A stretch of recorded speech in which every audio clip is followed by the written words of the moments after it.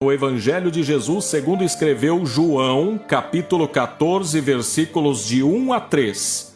Lá está escrito assim: Não se perturbe o coração de vocês.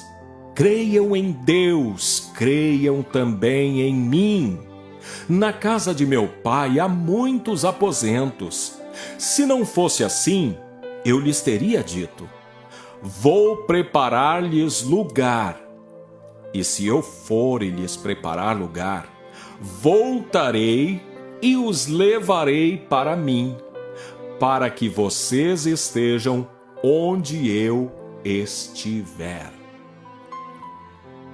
Meus amados irmãos e irmãs, muito provavelmente você já deve ter ouvido alguém falando sobre esse texto. E é provável também que o lugar onde você tenha ouvido acerca desse texto seja num funeral, num velório, num ambiente de morte, de passagem.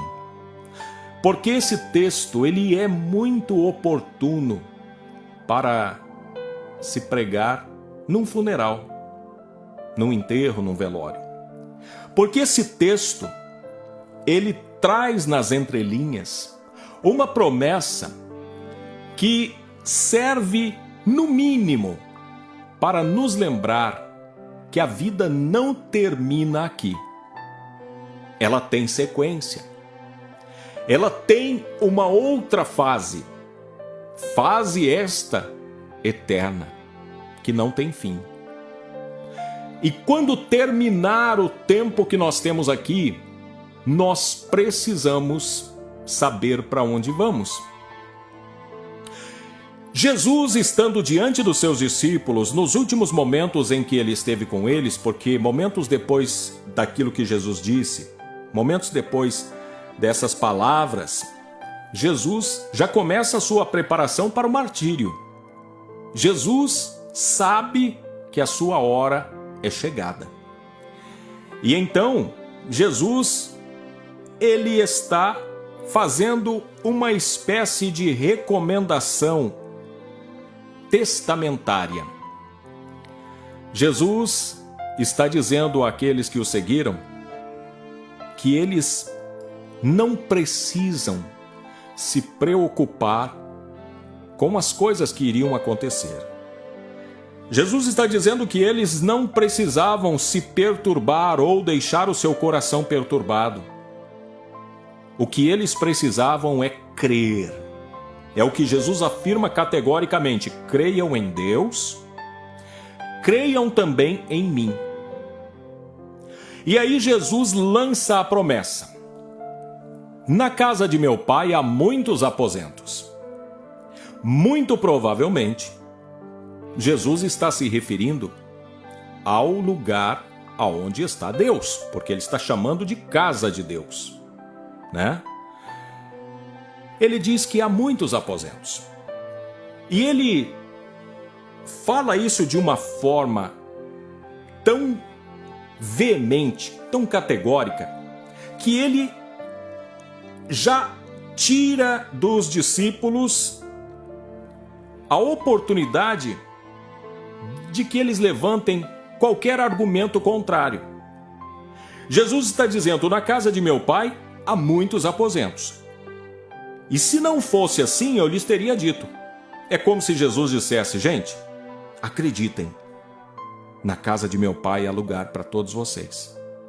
Se não fosse assim, se fosse limitado, se não houvesse chance, se não houvesse lugar, eu teria prevenido vocês, eu teria dito a vocês.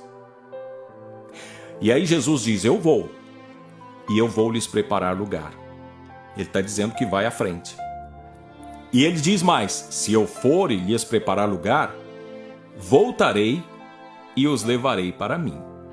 Aqui fica muito claro que Jesus está falando de uma segunda volta. E ele diz: para que vocês estejam onde eu estiver. Então, num primeiro momento, nós olhamos para esse texto e fica muito claro que é um texto que é muito oportuno para falar da vida eterna, da vida depois da morte. E não está errado. O que está errado é que muitas pessoas olham para isso e às vezes elas imaginam que esse texto só tem a ver com a vida depois da morte, quando não. Esse texto serve também para me mostrar que estar caminhando com Jesus é estar num lugar seguro. Porque o que é que acontece na maioria das vezes quando nós nos vemos em situações adversas? Quando nós estamos diante de um problema, quando a crise chega, quando o dia mal vem, o que é que acontece? A gente começa a se entristecer, a se irritar e a murmurar, e começa a comparar a nossa vida com a vida de outras pessoas que são desonestas, corruptas, pessoas que não têm temor de Deus. E a gente às vezes ainda costuma dizer: eu que estou aqui servindo a Deus, estou passando por essa luta. Mas olha a vida daquele lá, ó. Aquele lá não tem temor de Deus. Aquele lá faz tudo errado. Não obedece nem a Deus e nem ao homem. E ele está bem, está prosperando, tem saúde. Então, na adversidade, a gente às vezes tende a pensar assim. Por quê? Porque a gente esquece que a vida não se resume a isso aqui. A gente esquece que existe uma vida eterna para frente. Que o que nós estamos suportando aqui não diz respeito apenas a essa vida. Você é uma pessoa honesta, você é uma pessoa que teme a Deus, não é simplesmente para você ser elogiado aqui, para você ter uma vidinha mais ilibada, uma vida tranquila, não. Você precisa se lembrar que existe uma promessa de uma vida eterna. Só que muitas vezes, diante dos problemas, a gente se esquece disso.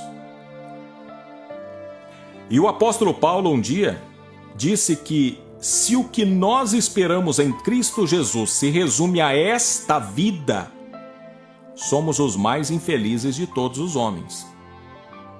Eu imagino que o apóstolo Paulo estava querendo dizer: olha, se tudo isso que a gente está enfrentando, se tudo que nós estamos passando, se toda a nossa esperança é para ter uma vidazinha boa aqui, nós somos mais infelizes que os ímpios, porque os ímpios estão vivendo regaladamente, os ímpios não estão nem aí com isso ou com aquilo, não estão preocupados com nada. De certa forma, eles estão mais felizes. Mas o que nós esperamos não se resume a essa vida. Nós esperamos na vida eterna. Nós esperamos para estar na glória com Deus. Mas, ainda que isso demore, o fato de eu me lembrar dessa promessa de Jesus precisa trazer alegria ao meu coração para eu enfrentar os meus problemas com mais disposição. Me lembrando que eu não estou batalhando para simplesmente ter uma vidinha mais tranquila aqui. Eu estou me esforçando não é simplesmente para resolver alguns problemas aqui. Eu estou me mantendo firme, negando o meu eu, matando a minha carne, muitas vezes recebendo humilhações. Para quê? Para que eu continue na presença de Deus. Para que eu não passe para o lado daqueles que são ímpios, que não temem a Deus, os quais o seu destino eterno é a separação de Deus. O destino eterno daqueles que não temem a Deus é o fogo eterno, é na companhia de Satanás e seus anjos. E por último, meu irmão, minha irmã, eu preciso te lembrar que Jesus deu a vida por nós. Eu sei que em meio à crise tudo parece impossível. Tudo parece complicado. Mas eu preciso dizer, Deus sabe o que está fazendo. Na hora certa, no momento exato, Ele vai chegar com a provisão, com a vitória. Ele vai chegar com a resposta nas mãos e você verá que valeu a pena.